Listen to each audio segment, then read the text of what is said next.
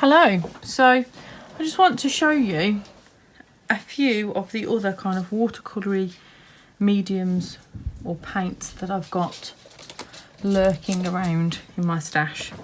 This is a Tombow and it is a brush pen. You can see it's working a bit like a felt tip. It's got that brush end. It's also got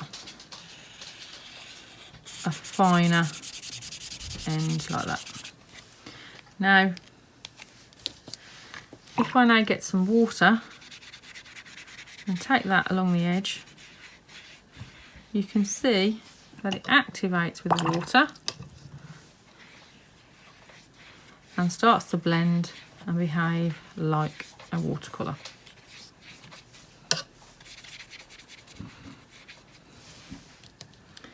This is a Colour 2 crayon. I'm putting it on dry paper, like so. If I now get my brush and some water, you can see again it activates with the water. And because it went onto dry paper, where the Colour 2 was is kind of pretty much not visible. I can also blend it in with my Tombow because they both behave as if they're paints on the page now. This is an Inktense pencil. Now, unlike the other two, Inktense will activate once when you wet it the first time. But once it dries, it pretty much dries permanently and won't reactivate again.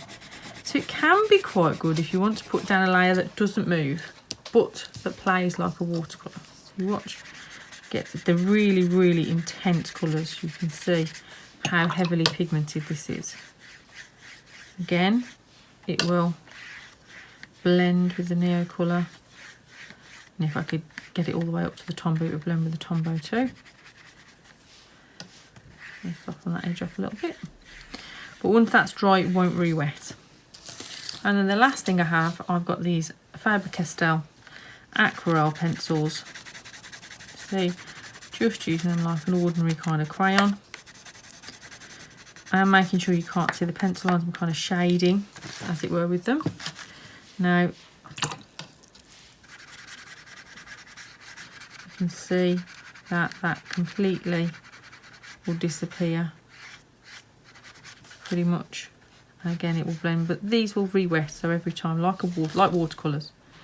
So you can see that I've created all those greens using those 4 different supplies, and at this point you wouldn't guess that they weren't watercolours.